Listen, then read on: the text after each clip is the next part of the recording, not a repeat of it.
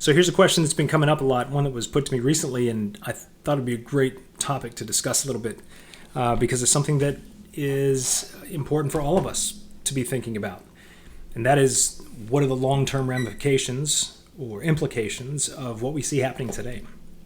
Well, first of all, I don't have the answer for all of those things. But instead, I wanted to use that question as an opportunity to ask more questions that we as individuals can be asking ourselves in this very unique time in history. When we think about long-term ramifications or long-term implications, what it really comes down to, I think the most important question that we have to ask ourselves is, what direction do we want to go in as a people? Not just, in all these levels, globally, nationally, locally, we do need to have those kinds of questions. But for you as an individual, for me as an individual, right now is an opportunity for us to say, what kind of future do we really want to see? Now, I know I've talked about that a lot in the past, but obviously right now it seems to carry a lot more weight because decisions are being made right now about the kind of future that we are going to see. And so we as individuals have an opportunity to contribute to that conversation. I think we really have two clear options ahead of us. One is we can invest our time, energy, and effort into trying to get things back to the way they were, which, let's be honest, that was completely unsustainable. I think the long-term ramifications of that, if we try to get things back to normal, is that we're really just setting ourselves up for the next pandemic that will be way worse than what we see right now. And that's not to minimize what we see right now. There's a lot, I think we have a long road ahead of us here, but a pandemic that doesn't seem to be so prejudiced as it is right now to people with weakened immune systems or that fall into a specific age category. I think that also holds a little bit of danger for us as well. For young people, healthy people, if we step back and go, well, I don't really have to worry about getting sick. I'm just going to kind of use this time to sit back and ponder or kind of look at it as a vacation. And again, let me clarify real quick. That's not the case for everybody. So I'm, being a bit sarcastic on that. There are people that I know for a fact, as we all do, are really, really suffering right now. So I would never want to minimize that in any way, shape, or form. I'm blessed to not be in that position right now, but I'm also cognizant of the fact I could be in that position soon. I could be. So we always have to stay alert and to stay sensitive and cognizant of that fact. That being said, if you do have the luxury of time to consider the next moves and to consider where it is that you want to go and the contribution that you want to make or the type of future you want to see, now is the time to be doing that. If you're in survival mode, you can't. I get it. You can't do it. But those of us that are in this type of position, this is the opportunity to ask ourselves, where do we want to go? Do we want to go back to a system where we prioritize short-term gains, not just economically, but even in the way that we viewed our day-to-day actions and the contribution that we make in the world? Or do we want to do something different by saying, hey, look, the actions that we take today, we have an opportunity to create a new foundation that sets in course a future for our children and grandchildren and great-grandchildren that we may never even see. We have the opportunity to participate quite literally in this day and age with the tools and technologies and resources that we all have available to us. Right here, the fact that I can talk to you, and even if it's 1 or 100 or 1,000 or 1,000,000 of you that actually see this, I have the tool to do it, and so do you. So the question we have to ask ourselves is, what are we contributing? What type of narrative and story are we going to create going forward? Or are we going to sit back and wait for somebody else to create that story for us?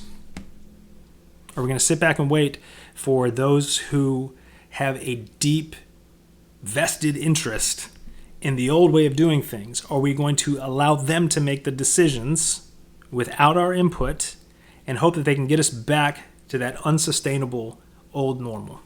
Don't get me wrong. We do need food security. We do need, the things that we enjoyed in life. Absolutely. But we do have to question the reality that what we have done for decades and decades and decades was never sustainable. We told ourselves the story it was, but it wasn't. And a common thing will come up is like, well, Jared, if we don't go back to that, or if you're talking about, rebuilding our infrastructure, or you're talking about taking bold action to make sure that our systems and our programs and whatnot are actually functioning and able to handle things like a global pandemic and take care of the people that live in that country, well, that's how are you going to pay for that? Guess what? Look at what we just printed out in 2 weeks. That argument is out the door. You pay for it, you print it. That's how you do it. Most importantly, and again, that's not something I'd say is your first, yeah, that's a great idea, but we've just done it. We just did it. Done. So don't buy into that argument anymore. What we need to do is change that narrative and say, are we going to invest in people? And this is especially, and I'll speak for my own country and you can speak for your country. In the United States, we need to change our paradigm. Are we a country or are we a business? If we're a country, we invest in our people beyond 90 days. We invest in our people for the long term. We invest in an infrastructure, in a country, in a system that empowers people to grow, to expand, that has that, crazy American ideal of entrepreneurism and entrepreneurship. I'm one who's definitely, does not want people telling me what to do.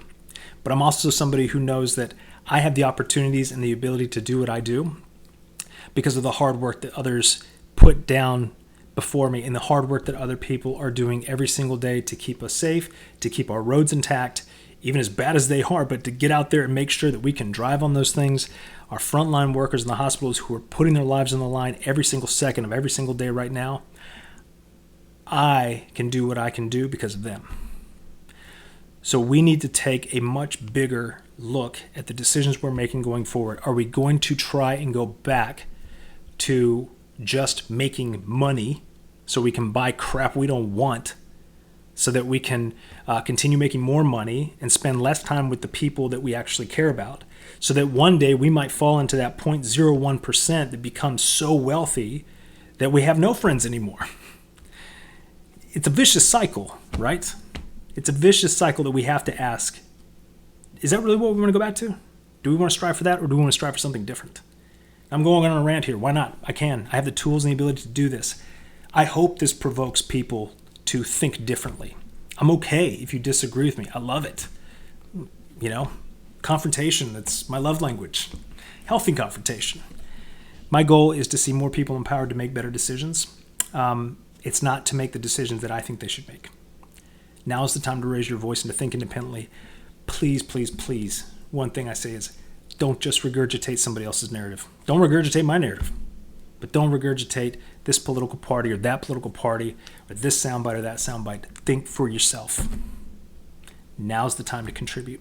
If we do not take action right now, then we are letting somebody else create the future for us. Just a fact.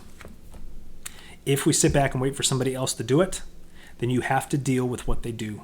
And you have to make sure or hope that it works out in some way in your interest. But you are not going to be the first thing on their mind when it's done. But you do have the ability to start shaping that narrative and influencing the outcome of where we go from here.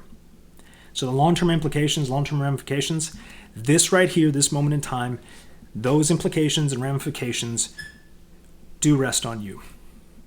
If you choose not to act, if you choose not to contribute, if you choose not to apply that amazing brain and your ideas and your creativity and all of that to anticipating and solving problems before they arise that will almost certainly, we're working on it right now, that will almost certainly happen, then we are sitting back and waiting for somebody else to do it.